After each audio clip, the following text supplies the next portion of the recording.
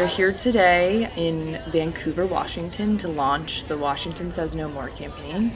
It is bringing together all people, businesses under one unifying brand to come together to end domestic violence and sexual assault. It's an amazing campaign. They've done a lot of amazing work. It's really something we've all been able to kind of latch onto and really say, no more excuses, no more silence, no more violence, no more shame. All of these things are really important if we're going to advance and get better. We have a lot of healing and work to do in our society. Right now we're at a tipping point with all of the Me Too momentum, Time's Up, and really I think people are paying attention. It's really important, I think, for every single state, community to see their role in ending violence and to step up, and Washington is leading the way. I'm Michelle Bart. I'm the president and co-founder of the National Women's Coalition Against Violence and Exploitation. Before Me Too and Time's Up, there was no more. We have been so honored to be a partner of the National No More campaign for many years. This 2-year plan came full circle for Washington Says No More when I reached out to WSU Vancouver and asked them if they would take us on as a client. This is a nonpartisan effort. Rape, domestic violence, sexual assault, all of it, it doesn't matter who you are. Any one of us can be affected. I have some statistics that I'd like to share with you. 1 in 2 women and 1 in 5 men have experienced some form of sexual violence in their lives. 1 in 4 women and 1 in 6 men were sexually abused before the age of 18. And in the time it will take me to finish talking, 3 people will be sexually assaulted. It's time for Washington Says No More. The young lady you're going to hear from is a registered nurse, but today she's an advocate and a survivor. Someone I'm very honored to call a friend. Ladies and gentlemen, Brenda Tracy. In 1998, when I was in my early 20s, I went with a friend to her boyfriend's apartment. He was a football player at Oregon State University, and I was gang raped that night by 4 men in that apartment.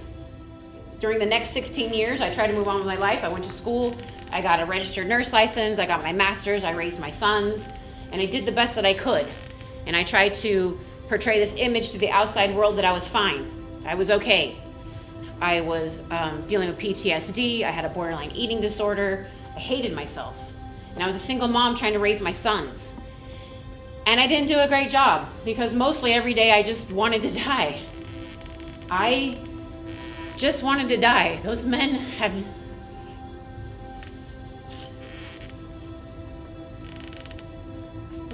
ruined me.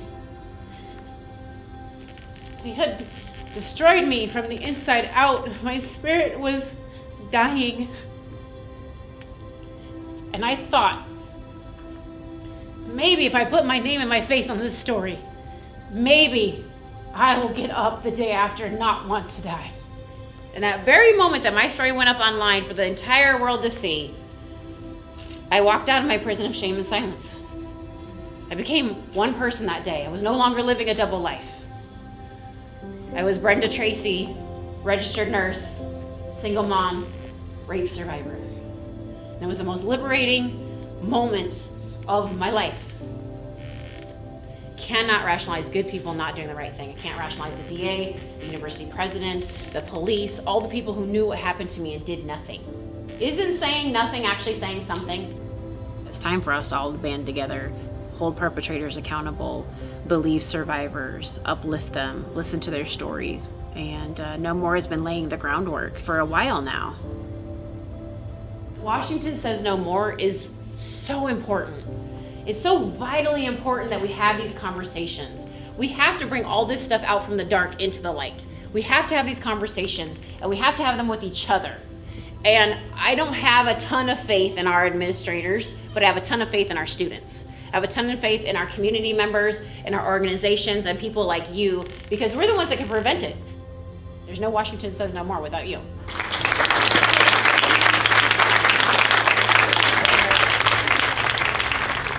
Hopefully we'll see a time when we don't see this violence happening. It's preventable. That's the saddest part for me, is that all of this violence is preventable. If I had an opportunity to talk to the survivors out there, I would just say to them that I believe you. Washington is taking a stand, is saying no more, and we're going to advocate for you, and we're going to work hard for you.